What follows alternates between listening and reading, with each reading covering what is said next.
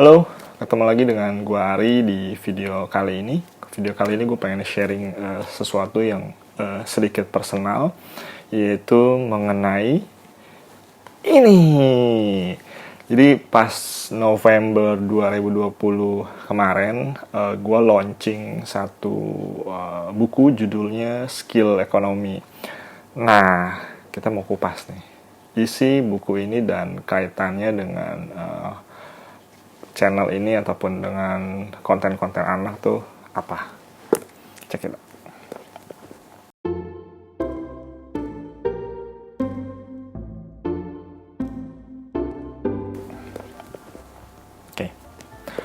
Oke, jadi di buku ini keluar di bulan November 2020.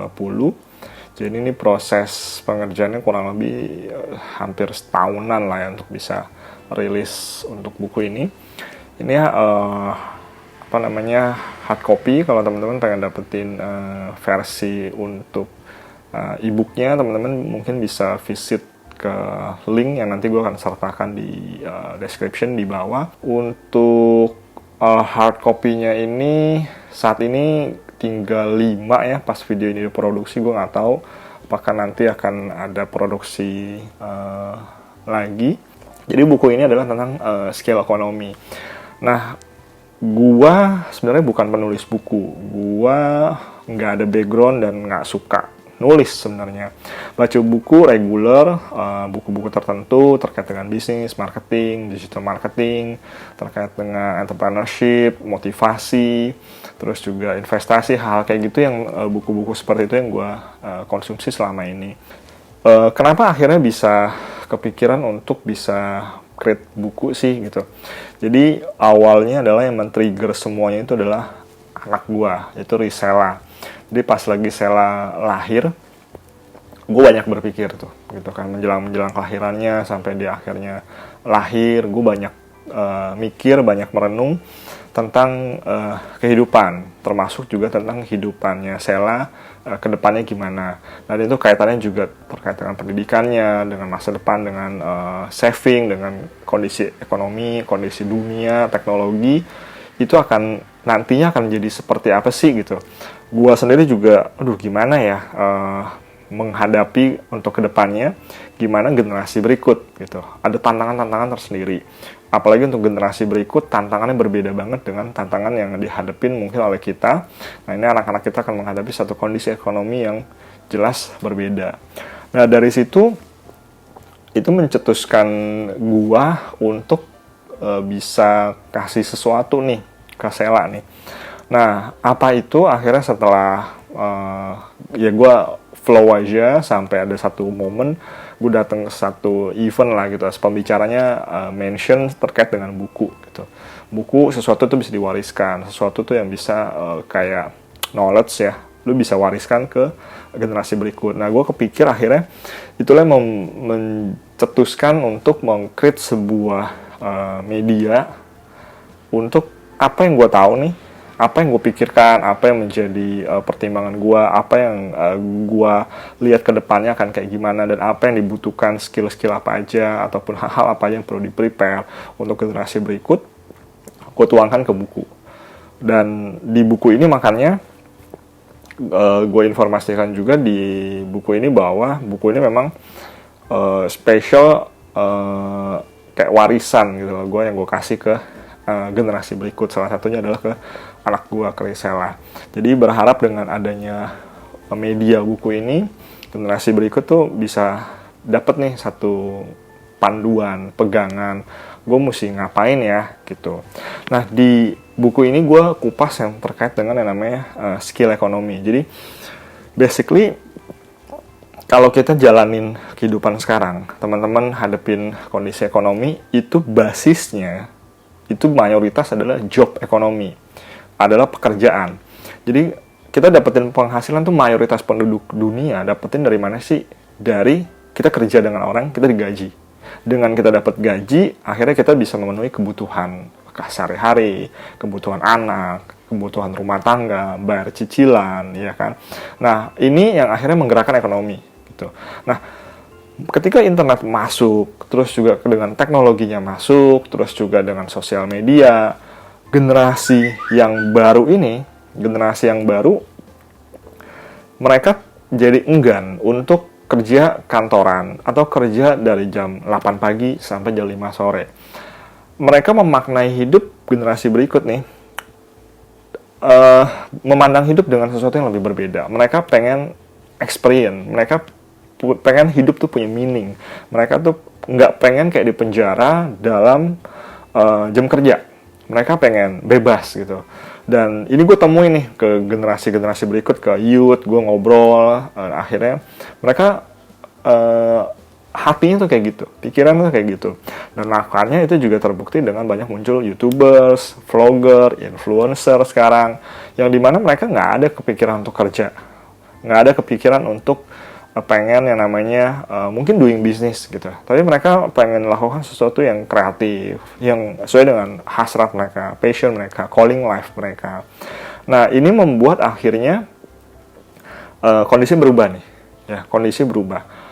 Nah, ini juga memunculkan satu era baru yang gua sebut di buku ini yang namanya skill economy, yaitu sebuah ekonomi tipe baru atau jenis baru di mana untuk mendapatkan penghasilan, mendapatkan income bukan lagi menukar dengan waktu kerja, tapi dengan cara menukarkan keahlian, kemampuan, skill, menghasilkan sebuah outcome dan kita dibayar. Nah, itu adalah skill economy. Jadi bisa kerja di mana aja, kapan aja, terus juga bersama siapa aja, orang nggak pusing. Yang penting lu bisa hasilin sebuah outcome yang diharapkan bagi perusahaan, korporasi, atau bagi pihak ketiga, itu lu dibayar gitu. Lu mau kerjain itu sebulan, lu mau kerjain itu 2 jam, seminggu, nggak peduli. Pokoknya hasilnya sesuai yang diharapkan, lu dibayar sejumlah yang disepakati. Bentuknya tuh kayak apa sih?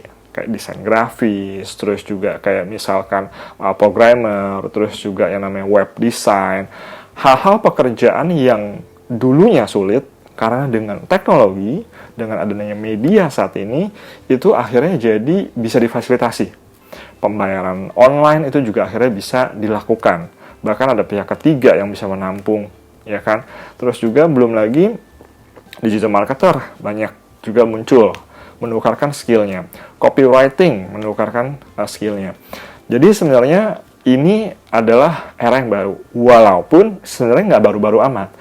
Udah dari lama sebenarnya kegiatan-kegiatan skill ekonomi sebenarnya sudah ada. Contoh yang di sekitar kita, dokter. Dokter sebenarnya kan dari lama ada kan. Cuma ada dokter yang kerja dia di rumah sakit, ada yang praktek sendiri, ada juga yang partnership, buka klinik misalkan. Nah, ini kan beda-beda. Nah, kalau yang mereka lakukan sebenarnya kan nukar skill. Bedanya ada yang digaji, ada yang jalurnya adalah independen, nggak lewat satu organisasi. Nah, ini freelancer juga dari zaman dulu udah ada gitu kan. Jadi sebenarnya nggak baru-baru amat. Tapi karena dengan banyaknya peningkatan penggunaan teknologi dan banyak kelahiran generasi angkatan baru yang tidak mau terpenjara oleh kerja dari jam 8 sampai jam 5, akhirnya mereka mau exploring dunia, mereka mau traveling, tapi sambil tetap kerja, sambil tetap dapat income tuh gimana cara. Nah, ini melahirkan satu jenis ekonomi baru yang disebut dengan skill ekonomi. Dan dari sisi itu kan dari sisi skill ya, orang-orang yang menukarkan skillnya. Dari sisi korporasi gimana? Dari sisi korporasi akhirnya juga hal ini menjadi satu big consideration buat mereka untuk shifting nih. Di dalam komponen biaya perusahaan, gaji karyawan itu salah satu komponen yang sangat-sangat besar sekali, fixed cost gitu. Lu mesti bayar gaji seseorang atau sekelompok orang, kerja udah lama, dia gaji makin gede dong, ya kan? Beban lu juga akhirnya mau nggak mau makin gede. Belum THR-nya, belum bonusnya, belum asuransinya, tunjangannya, belum lagi mungkin hal-hal lainnya, peralatan kerja, fasilitas lah dikasih. Itu akhirnya employee, ya, tenaga kerja itu menjadi sesuatu beban besar buat perusahaan gitu. Dan juga hal yang mengerikan adalah employee senior ini ternyata nggak produktif dengan optimal, dan juga mereka sudah ketinggalan zaman untuk adaptasi dengan teknologi baru. Sedangkan perusahaan perlu growth dan adaptif terkait dengan media brand baru, dan mereka terus harus ngikutin dong tren yang ada. Kalau nggak dioptimalkan media yang ada misalkan, ataupun mungkin perkembangan teknologi yang ada akan datang berikutnya, ini jadi susah nih. Nah, yang senior employee ini pasti susah untuk belajar. Karena udah senior, udah nyaman, udah mapan, otaknya juga udah mungkin nggak fokus ke learning something new lagi, gitu. Itu jadi satu tantangan.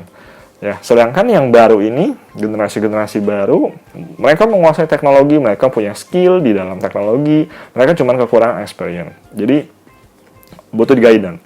Nah, oleh karena itu, perusahaan lihat nih, ada satu celah, gitu kan, satu celah. Kenapa enggak sebagian atau bahkan ada beberapa yang seluruh pekerjaan di kantor, di organisasinya itu di shifting keluar, ya. Istilahnya adalah remote team gitu. Jadi ada tim-tim tertentu yang bisa didelegasikan keluar, yang mereka nggak usah jadi employee. Nah, siapa itu? Adalah pelaku-pelaku skill ekonomi ini. Ya, entah itu freelancer lah, profesional, atau teman-teman yang jadi remote team lah, atau mungkin digital agency, itu bisa jadi salah satu yang didelegasikan keluar tanpa mereka harus hire sebagai employee. Dan ini akan dihadapi oleh generasi berikut. Mungkin generasi berikut udah malas nih kerja, ya kan. Gue baca sebuah buku bahkan diprediksi tahun kapan akan masa depan employee akan digaji untuk stay di rumah. Kenapa? Kalau dia keluar rumah, itu bebannya buat negara besar. Kenapa? Macet.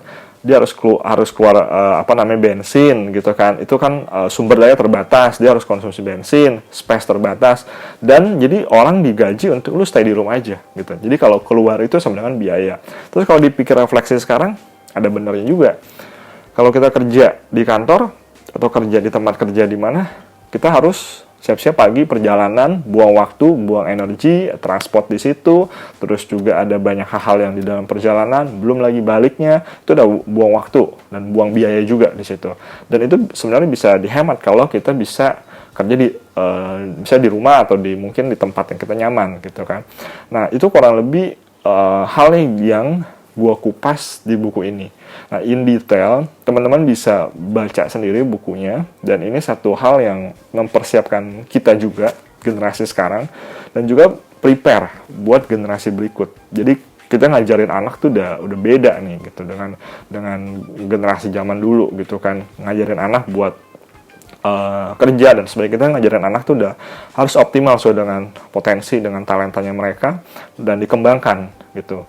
Les private segala macam yang diberikan tuh udah mesti sesuai dengan passion dan talenta mereka, mempertajam strongnya mereka, bukan nilai jelek itu yang dilesin. Nah, itu kalau gue pribadi gue kurang setuju. Misalnya anaknya jelek di matematika gitu kan, kalau dia memang nggak suka matematika, dia nggak hobi matematika dan nggak ada ketertarikan dengan matematika, terus karena nilai jeblok itu dilesin supaya nilai naik.